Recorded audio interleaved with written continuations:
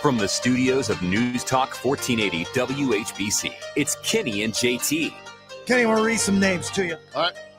What do Steve Smith, Mike Dawes, Ben McDaniels, Antonio Hall, Andre Hooks, Kevin Smith, Scott Shaw, Johnny Johnston, John Spider Miller, and Garrett Bush all have in common? McKinley ties? You're kind of close. All right. They were all inducted into the Canton-McKinley Football Hall of Fame back in 2016. How about that? Pretty sweet. Another Hall of Famer joining us on the program right now, somewhere in Cleveland. G. Bush, what up, brother? Hey, what's up, man? I never thought that I would be mentioned as a Hall of Famer, but I'll take it, man. I had a crazy ring, man. I might need to put that on my business card or something. That sounded good. And you got to jot anytime anybody asks you for your autograph now, you got to put HOF 16, man. It's so funny. At that time, I thought that was going to be the pinnacle of my life. I was like, there's nobody ever going to ask me about anything except for McKinley. But now it's funny because I go to the grocery store, people want to know about the coaching search or the quarterback. So now that's kind of funny for me. I love your take on all Cleveland sports, and that's one of the reasons I've been bugging you for like the last month and a half ever since we had you on the program. Canton-McKinley High School's very own Garrett Bush joining us right now. You've got so many podcasts and so many irons in the fire. So let's start right there. No, let's start with the Baker Mayfield comments. Okay. Because, it's amazing to me. I've been telling Kenny for months now, it seems as though Kevin Stefanski never quite got along with any of his starting quarterbacks. Am I onto something here or no? It just seems like, it's so funny. We were talking about that today, man. It's like, one of the things that I was privileged to do is before I got into radio or talk or whatever, I worked in corporate America for a long time. And one of the mottos that people used to always say is people don't quit organizations, they quit their boss. And I never quite understood it until I got in a position where I had to manage people. And that adage is so true because generally speaking, your direct boss or the person that you interact with every day on a daily basis is the representation of the organization. They when you need a PTO request, you got to go to them. When you want time off, you go to them. When you have a peer review, we have a review on how much money you're gonna get. Are you gonna get a raise next year? It's your direct boss. And it just seems to me as if this is 4 years later with Baker Mayfield. I mean, he said that he felt like garbage in this tweet. Like, hey, he didn't even reach out to me and say bye or whatever the case may be. And for a guy that happens 4 years ago, I think it's actually a little bit telling about the relationship or lack thereof a relationship that Baker felt like they had. It seems like whether it's Baker or whether it's, or it's Deshaun Watson or it's Jameis Winston saying, hey, why did you give up play calling? You didn't let me know that I came here in an off season and you kind of gave the playbook calling over to Ken to know that. Or DTR saying, hey, I didn't even know I was going to play the Pittsburgh game. I knew when I came in. Or the conversations that are had between, the front office and Shedeur Sanders or whatever the case may be. It just seems like Kevin Stefanski, for whatever way or reason, there's always two sides to a story. There's always, the one person's truth, the other person's truth, and then, the truth is somewhere in the middle. We may never know because Kevin probably will never come out and either confirm or deny any of this. But I will say that it seems to be that if Kevin, I think, wants to be more successful in his next stop, I do think that he should really invest in being more open, having an open line of communication with his players, because at the end, those are the relationships that matter, especially when you're trying to get guys to play hard and you need guys to go to bat for you. So I think there's a little bit left to be desired when it comes to his communication with the media, the communications with players, and communication in general about his direction that he wants to go in, specifically leading the team. Here's my take on the whole Stefanski thing. He's obviously, he deserves some blame, okay? No question about it. But that organization has been so messed up from the top on down that I can't put it all on him. And here's the other thing that G. Bush I'll say about Baker Mayfield. Me personally, I think Baker should thank Kevin Stefanski because without them trading him getting released in Carolina, he doesn't grow up and become the quarterback he is right now. So instead of having bad feelings towards Stefanski, it's a reality check, man. He should be thanking him for treating him that way because it lit a fire under Baker to become the quarterback he is today. Listen, you said that well. One thing I always say is, You are who you are. You are who you are because of the experiences that you had. We talk about McKinley all the time. When I first got to McKinley, and I thought I was a younger guy, and I was behind Kenny Peterson. I wanted to play a lot. There were younger guys that were my age, like Antonio Hall, that was playing, and I was like a young kid, and I'm like, man, I'm not playing. And Coach McDaniels, they were on me hard. Like, they were on me tough. Like, hey, we need you to come do this. We need you to do this. We need you to do the extra. And at the time, I really didn't understand it. I'm like, man, I feel like I'm getting picked on a little bit here. But when you go around and you look at it and you kind of, get older and you mature, once you win a championship, those lessons that I got when I was a junior really helped me get on the football field, because I didn't really even start starting until like the first game before my junior year.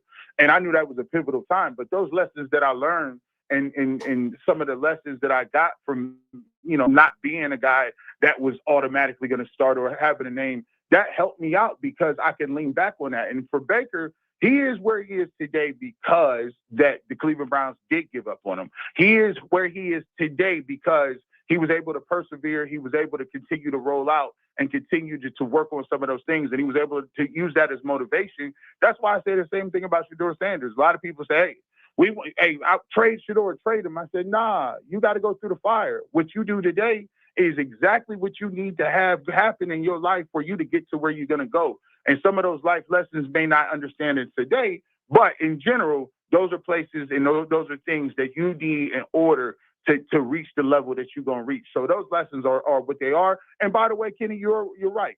The Cleveland Browns as an organization have to own the L's. They have to own the fact they haven't gotten done. It's just not on Kevin Stefanski. Kevin Stefanski has some shortcomings, but Kevin Stefanski also was Coach of the Year twice. He also did get those guys to a playoff and won a playoff game against the Pittsburgh Steelers. Some would laugh and joke if they wasn't on the sideline. But however, the point is, everybody has to own that. Baker wasn't perfect. Andrew Berry wasn't perfect. Jimmy Haslam wasn't perfect. And and the players weren't perfect. It doesn't just fall on one person. So you are correct in that assessment. Plenty of personnel issues there. Yeah. Shouldn't they have gotten rid of probably the coach and the general manager at the same time, G? That's one of the things that I think right now a lot of people are hung up on. They're trying to reconcile two different things, and you can throw the coaching search in the mix too. You're trying to reconcile how you go about keeping the head coach or letting your head coach go and keeping the general manager. I think one thing happened, and from the inside and from the way I looked at the situation, I think Jimmy Haslam was a person who is always used to having somebody to lean on. His situation, I think he looked at it when they moved on from Deep Podesta. He said, okay, that didn't work. He looked at somebody else and said, okay, Andrew, I'm going to see what you can do. After his press conference, when he came out and said why he kept Andrew Berry, I think he mentioned 5 or 6 players that they thought were a core of what they're doing. Carson Schlesinger is defensive rookie of the year. He looked at the fact that they did be able to bring Myles Garrett back when he asked for a trade. He did break the sack record, so that's the thing. You take a look at what he was able to do with Harold Fannin Jr. Shout out to the McKinley Bulldogs in the Bowling Green. I'm a Mac guy, so Harold Fannin is always going to be cool with me. You look at what he was able to do in some of those things. Grant Delpit had a Pro Bowl year. Malik Collins signing was a great signing that he had. He had 6.5 sacks prior to him getting injured, and he was having a career year. You take a look at Alex Wright, who was a 3rd-round pick. They signed him to an extension. And obviously, Denzel Ward had another Pro Bowl year. So some of the good things that Andrew Berry did, I think, ingratiated himself to Andrew Berry, to the Haslams. And I think that they took a look at what he did in the draft. Not only that, but the Tyson Campbell signing and moving Greg Newsome and be able to get Tyson Campbell to come in and play very well and then have him under contract. I think that's one of the main reasons they kept Andrew. But I will say this too. Andrew, to me, don't get a pass for some of the things. The offensive line, Jed Wills was a miss. Zach Zenner looks like a miss so far. They don't have very many people under contract. I think they got 2 under contract. So the offensive line is in shambles. The quarterback situation, hey, Shedeur Sanders showed some flashes, but they have a lot of question marks. The Deshaun Watson move, the organization said they owned all of that. So that's on him too. And then the receiving core, that is nasty. The receiving core is one of the worst in the league. And the Browns, from David Bell Schwartz, to some of these other guys, have not been it. Got Jerry Jeudy was underwhelming. So there's some places that he's missed as well. But I do believe that, the reason why he is around is because of the draft class. Is yet to be seen whether or not that pans out, and yet to see what he does in this draft class. But make no bones about it, he will be judged very harshly this year, because guess what? Stefanski's gone. The Podesta is gone. He's the last man standing. So to me, he got to get 7, 8 wins to make sure that he's around here past 2026, because that's just the way the buck stops. If the owner says, hey, 3 to 5 wins ain't going to get it cut, and Stefanski's gone, and they thought they should have had more wins, well, in that case, that leads to me saying 7 or 8 is going what you need to have to stick around. You forgot the kicker. That's when Jimmy Haslam was foaming at the mouth and celebrating. He got us a kicker for the first time since Phil Dawson retired. Andre Schmidt. Now, here's the thing. We thought we had something in Cade York, and they gave him an extension, right? Right. All right, that was Hopkins. No, Hopkins. York was the draft pick. Hopkins was the extension. Yeah. So, I'm going to hold my breath a little bit. He looked like he did his thing last year, but I'm going to wait to give him an extension a couple more years and not call him the second coming of Phil Dawson yet. But he did a nice job for us last year. Yeah. All right, let's go to the coach then. Right. All right, this coaching search, right? Schwartz, 2 interviews. Munkin, 2 interviews. Udinski, Schillhouse, Minter. They've got to bring in another minority candidate, too, to fulfill the Rooney Rule. Where are you with how they're going about their search, and who does G. Bush want as the Browns' next head coach? Hey, this, what's so crazy is, here's the way this thing shook out bad for the Browns, and the way it shook out is, think about it. Hey, Kenny, who? When is the last time the Steelers' position has been up? Right. This is crazy. I mean, you guys have three head coaches in like a 60-year period or something crazy.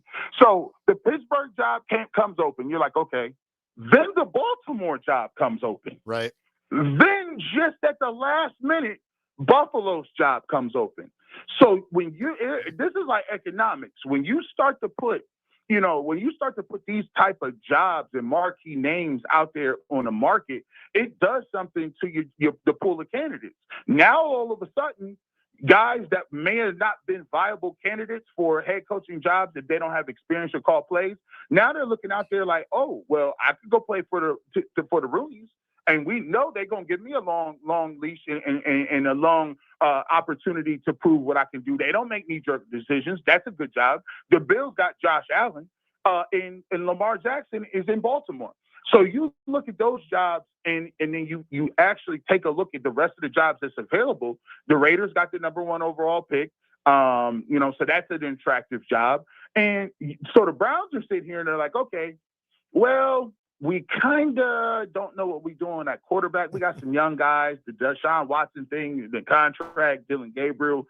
We don't got a big enough pick to jump up to get a quarterback. And then turns out it's a 1 quarterback draft. Moore goes back to college. Mendoza looks like he's the first pick. You got Ty Simpson. You want to reach on that. So it don't really look like you got an option of upgrading or doing something dramatic at quarterback. So now you look at it, and that's where you get your candidates from. Now, Udinski, I like him. I just talked to Mike Pettin today on the Ultimate Cleveland Sports Show, and he talked about he played, coming up, played basketball with Udinski's father. He thought he was a really good, smart guy, really able to understand the game. He actually put in a word with Kevin O'Connell, like, hey, bring this guy in as just an assistant to the coach, and he's kind of transpired, went down to Jacksonville, and he's well thought about. I like the way he explains the game. I like what he talks about. I like the way he can relate. And I just like the way that he goes about his business. Now, he's 30 and a half. I was still at the pub when I was 30. I was out there listening to JT. That away. We was rocking and rolling on a patio at 30. I was let alone out here messing around with a job and doing what I need to do in terms of being a leader of grown men at that level in the NFL. I don't know if it's too early for that for him. Schillhouse is another guy I like. I remember why you Buckeye fans, you should know him from a quarterback from Illinois. He played 4 years there. I knew the name sounded familiar, but he's the Rams passing game coordinator, can really do some things scheming some stuff up. And I like what he's under the McVay tree, so I like him as well. He's a little more experienced. However, is this a job that you can give? And at the position where Andrew Berry needs 7-8 wins, is this a position where you can afford to say, let's bring in a first-time head coach, give him the reins, and then say, okay, well, training camp is coming up. Get ready for the questions about Deshaun Watson and Shedeur Sanders. See, and that to me, Garrett Bush, is the thing is this, and I'm glad you mentioned the fact that you're the host of the Ultimate Cleveland Sports Show on YouTube, because love watching that. And like I said, it's more than just football, it's everything too. So it really brings it all together. But when I think about the coaching search in the Cleveland Browns, and they want a young offensive-minded coach, like you said, we've already had Kevin Stefanski. That didn't seem to work out. There's no personnel there on the offense. So why would you bring in another guy? What makes this job enviable other than the fact that it's one of 32? Somebody wants to be the head coach of the Cleveland Browns, but usually it's somebody, and I think Kevin Stefanski was one of them, that didn't interview anywhere else. Right. It's the thing. Like right now, and I'll circle back to the question, given all the things, I think the most rational decision would be for me is you look at Jim Schwartz. You take a look, his last job was with the Lions from 2009 to 2013. I mean, look, that's 13 years ago. Was his record great? No, it wasn't. He had Matthew Stafford his first year when he was a quarterback down there as a rookie. And you look at the track record, 12 years ago is a long time. I think he's grown a lot. He did win a Super Bowl as a defensive coordinator with the Philadelphia Eagles. He's been around the league. He's well thought of as defensive, assistant of the year. He's the best part of what the Cleveland Browns has been the defense for so many years. Right. So if you listen to Denzel Ward, if you listen to Myles Garrett, they all say they respect him. If you could put a Jim Schwartz in there, I think he changes the tone of what it is. I think he's more of a guy who's a guy that's not going to take no nonsense. He demands a level of respect. And then what you can do is the best of both worlds. Give me a guy that has some experience, a guy that wants another chance at a bite at the apple, may not look like other teams around there are looking at him. You give him the opportunity, and you can hold the defense accountable, and you know that side is good. You hire a young guy, whether it's Shieldhouse or Udinski, who can come up here, be innovative on the offensive side of the football, and you kind of have the best of both worlds. And you got a guy who might be a little too early for a head coach job, but he's just right to be innovative and a guy you need to spark some young guys to get them and to get them back playing football. So you give me Schwartz and one of the other guys as an innovative young guy as offensive coordinator. I think that's the best you're going to do at this point. Here's my concern, G. Bush, with the Browns.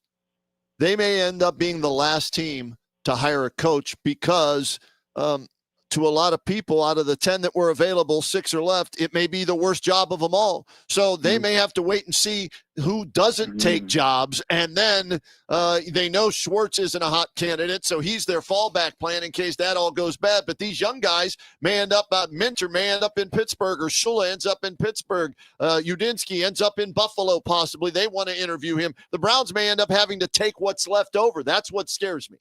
Oh, listen, that's part of that stimulus plan. When you talk about the economics, when you get these jobs on the market, especially late jobs, my question is, if I'm looking around, if I'm Kevin Stefanski, I'm like, ooh, man, I took the Falcons, but I didn't know Josh Allen was coming over. I didn't know Josh Allen was available in the market. So, the timing is tough, but you mentioned that. You are correct. The Browns have to be very careful here. Because right now, when you start seeing this, it's one big chair, it's one big game of musical chairs. The music is slowing down a little bit, and you can wait. Shieldhouse is still in the playoffs. You can wait another week because you want to bring him in for a second interview. But during that process, Udinski might be gone. Shula, Minter, those guys may be going to other places. And now you also have to realize this is if you do want to go with a defensive guy, you do want to go with a defensive head coach, the next most important position is your offensive coordinator. So if you had plans on falling back on one of these guys as your offensive coordinator and you wait too long, the guy, Tommy Reese, has already moved on. He was Stefanski. Guys like that. I would expect when you talk about with the Giants, you got Harbaugh over there. he may reach out and go get the coordinator that he had last year. What was his name? He's interviewing too. The offensive coordinator for the Ravens. Munkin, Todd Munkin. Todd Munkin. Munkin might, fall back and do some things, Okay. right? So for the Browns have to have a guy they have in mind, and if they are settled on it and they are comfortable with it, you got to pull the trigger. You can't play around. You can't play around. I'm with you. And I'll ask one last question. We'll turn you loose. Garrett Bush is our guest right now. See, to me, you've already got a head start. This is a copycat league. Your defense is pretty good. It's one of the better defenses in the league. Why not make it even better? Get your head coach being a defensive-minded coach like a D'Amico Ryans. And let's take that for an example. You take the Houston Texans, and what do? They took the draft picks from the Deshaun Watson deal. They took their picks together. They had 2 first-round picks. They parlayed them up to move up to number 3. They take Will Anderson Jr. The rest is history. That is a good defensive-minded team that makes it into the playoffs. I got to start somewhere. Why don't we package our first 2 picks in the first round, move up in the draft? Your boy Arvell Reese from Cleveland, you draft them, you make that defense even better, and you start from there. Defense, brother, wins championships. Let's go. Here, you know what? This is crazy because this is going to be one of the conundrums the Cleveland Browns are in. The conundrum is this: when you take a look at what they got, everything that they pointed to says we need offense, right? Yep. You take a look at this draft. If there would have been quarterbacks available, might they went up and drafted quarterback? They might have done that. They aren't available. You look at the receivers. The question is, how do they feel about Jordan Tyson and Tate? If you don't have those guys in the top 15, are you going to take them at 6? All right. So that's another question. You take a look at the offensive linemen. Maui Noga and Caden Proctor, your 2 best tackles, they're projected as guards. Do you take a guard at 6? You can't take a guard at 6, really? Like, where do you have these guys ranked? And people always say, I talked to Sean King the other day on my podcast, on the Barbershop podcast. He said, listen, G. Bush, the draft is all about where you can find bottom of the barrel prices for extreme talent. This is the only place you can get a Arvell Reese or a Caleb Downs. And he said, the question mark is, if one of them dudes fall to you, I know what you said you need. We get it. But if one of those guys fall to you and they are generational type dudes, he said, I don't care if I already got Myles Garrett. If another Myles Garrett come in the draft the next year, I'm taking that Myles Garrett too. And he said it so forcefully that I kind of thought about it. And I said, man, I was all for all offense all the time. But the reality is, if the guy that you don't have, if you don't have a value pick there, look at Jed Wills a couple of years ago. Do we think Jed Wills is a top 10 pick? No, it was a reach. And you see what happens when you reach. So at this point, maybe they go into an evaluation, say, listen, let's bolster this via a trade. If we can get a guy at a receiver and we can bolster a trade to get an upgrade that way and then use some of the other picks later. But it's going to be very interesting, especially if some of the guys that they need at a position of need aren't really rated that high on their board.